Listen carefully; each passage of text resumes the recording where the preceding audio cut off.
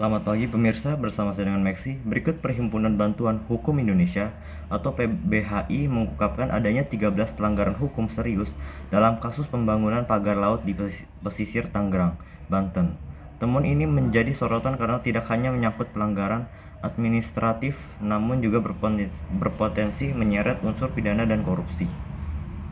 Dalam konferensi pers yang digelar awal pekan ini, PBHI menyatakan bahwa pembangunan pagar laut sepanjang 30 km di wilayah Desa Kohot dan Desa Karangserang melanggar sedikitnya 13 ketentuan hukum nasional. Di antaranya adalah Undang-Undang Nomor 11 Tahun 2020 tentang Cipta Kerja, Undang-Undang Pokok Agraria, UU Kelautan, UU tentang pengelolaan wilayah pesisir dan pulau-pulau kecil, serta UU Perlindungan dan Pengelolaan Lingkungan Hidup. PBHI juga mencatat pelanggaran terhadap Undang-Undang Nomor 39 Tahun 1999 tentang Hak Asasi Manusia serta sejumlah peraturan turunan seperti peraturan pemerintah dan peraturan menteri terkait tata ruang pesisir dan penerbitan izin. Menurut PBHI, proyek pagar laut ini tidak mengantongi persetujuan dari masyarakat setempat dan tidak memiliki kajian lingkungan hidup strategis yang memadai. Selain itu, diduga kuat terjadi penyalahgunaan wewenang dalam penerbitan 263 sertifikat hak guna bangunan SHGB dan 17 sertifikat hak milik SHM yang seluruhnya berada di kawasan pesisir.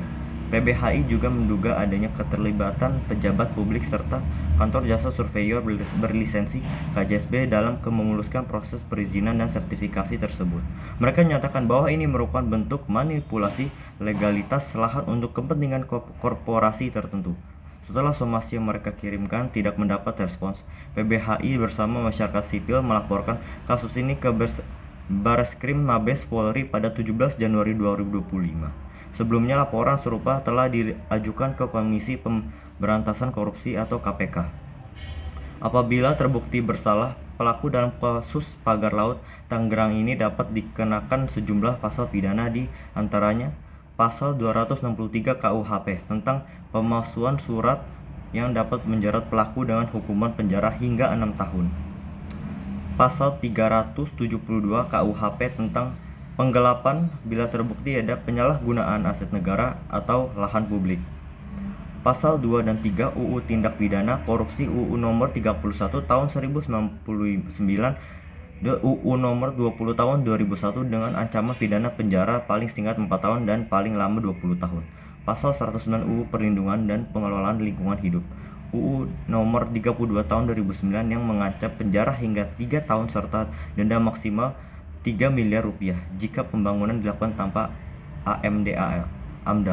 Jika terbukti terjadi pelanggaran HAM, dapat merujuk pada pasal 55 UU Nomor 39 Tahun 1959 tentang hak asasi manusia yang memberikan hak ganti rugi dan penegakan hukum terhadap pelanggaran hak warga negara. PBHI mendesak penyelidikan menyeluruh dan menuntut agar semua pihak yang terlibat termasuk aktor intelektual dan institusi pemerintah diadili secara transparan.